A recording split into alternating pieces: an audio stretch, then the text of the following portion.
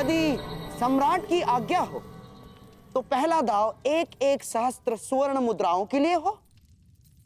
स्वीकार है।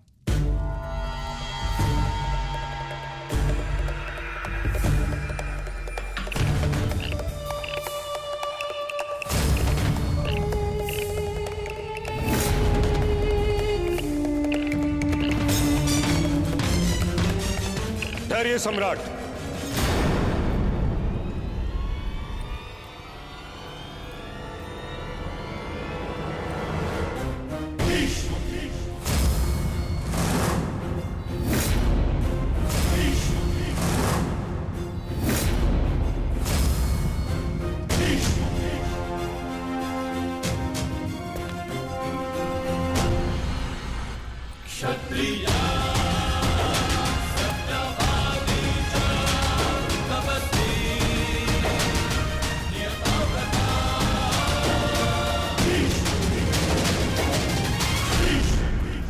एक निवेदन करना है। आपका आदेश आज्ञा करना है पितामह, और मेरा पालन करना। आदेश दीजिए। यदि पौत्र आया होता तो मैं अवश्य आदेश देता, परंतु खेलने सम्राट आए हैं, इसलिए निवेदन है।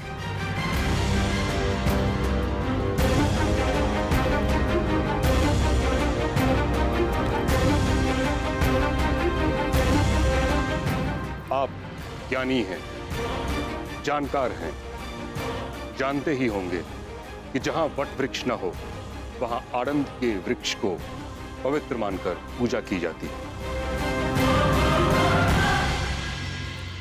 जहां गंगा न हो वहां अंजलि में जल लेकर उसे गंगा मानकर आचमन किया जाता है।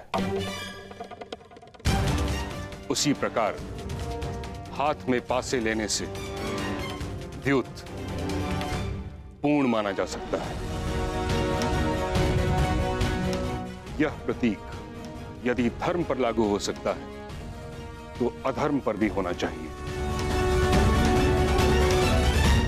इसलिए मेरा आपसे निवेदन है, इस क्रीड़ा से उठिए और इस समारोह को संपन्न समझिए।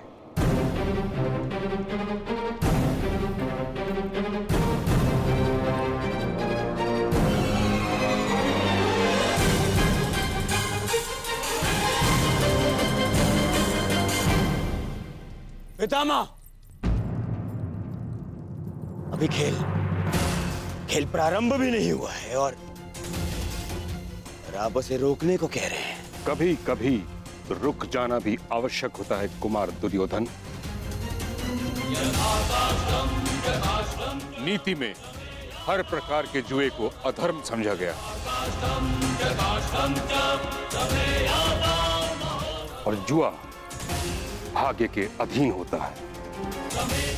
भाग्य, धर्म, अधर्म, छल, पाखंड नहीं देखता। पासा जिस ओर पड़े भाग्य उसी ओर मुड़ जाता है। इसीलिए धर्म केवल पुरुषार्थ में है।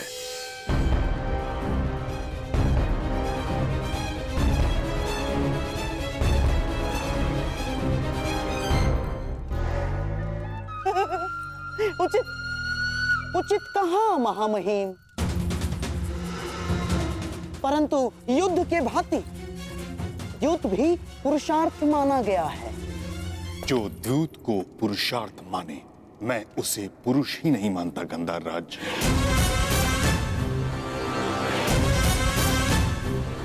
द्यूत जुआ है और जुआ एक व्यसन होता है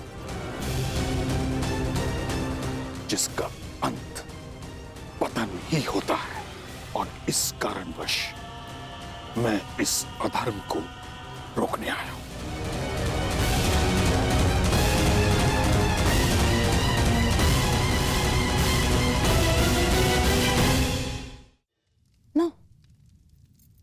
नहीं महामहिम, अब आपसे विवाद कर सकने का ज्ञान मुझ में तो नहीं, परंतु इस सभा में स्वयं सम्राट युधिष्ठिर से बड़ा धर्म का मर्मज्ञ कौन है?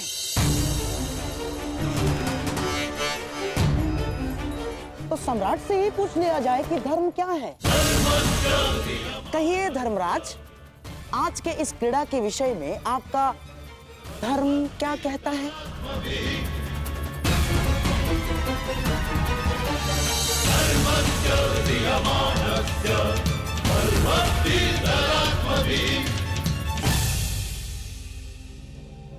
आह्वान किए जाने पर प्रस्तुत होना और चुनौती पाकर उसका उत्तर देना एक क्षत्रिय का धर्म है पितामह।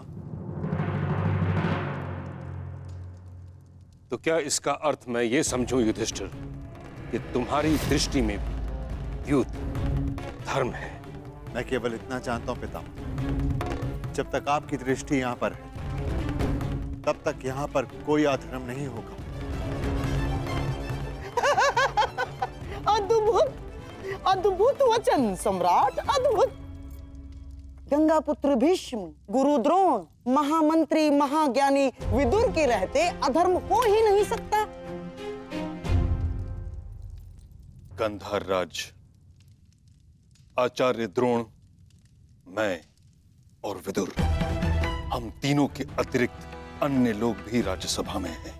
महामहिम, मैं आपका संकेत समझ गया। यदि आपको ऐसा लगता है कि यहाँ अधर्म होगा, तो उसे रोकने के नियम क्यों नहीं बना लेते आप? हाँ पितामह, मैं चुनौती स्वीकारने के अपने धर्म का पालन करूं। आप वो नियम बताएं जिसे अधर्म को वश में किया जा सके।